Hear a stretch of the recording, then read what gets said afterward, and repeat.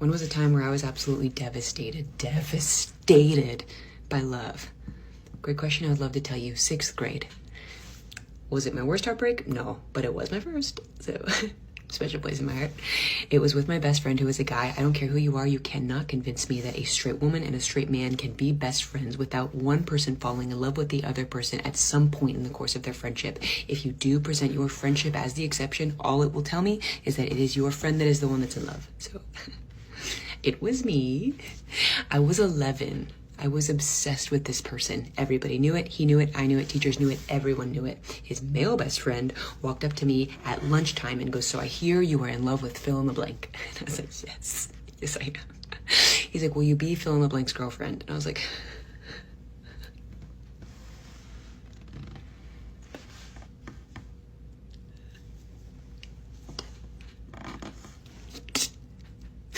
what? Yes, I will. I accept. Yes.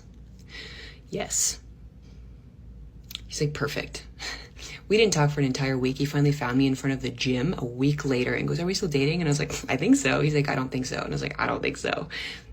Thank you. I think the best part of the story is that my brother found me crying and just hands me a paper towel to wipe my tears and was like, "Sorry." What is the most extravagant thing I have ever done to get a guy to notice me and hopefully convince him to like me back? That's a very specific question, and I would love to tell you. Moving to a different country that I have never visited, that he doesn't even currently live in. I moved to Australia because a guy I liked lived there for a year and said it was cool.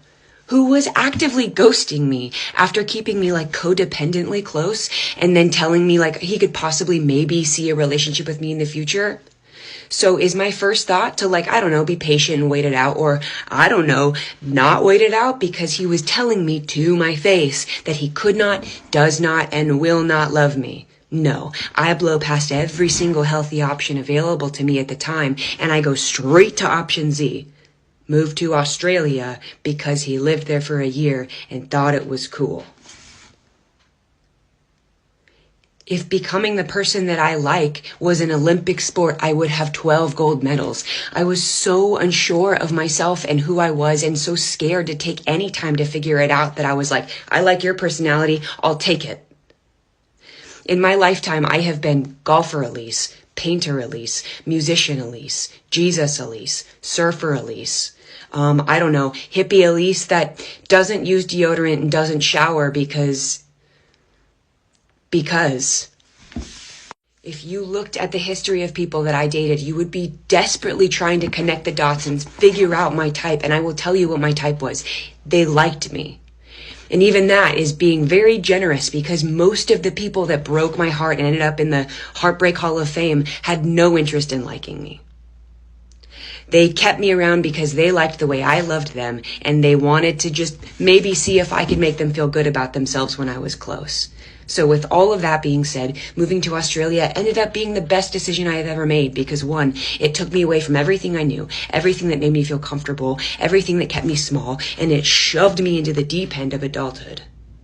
But number two, I met the love of my life after 3 years of living there. And when he looked at me, he loved me for everything that I was and even everything that I wasn't. I did not have to change for him. He did not expect me to assimilate into his personality and his life. He wanted me to be me.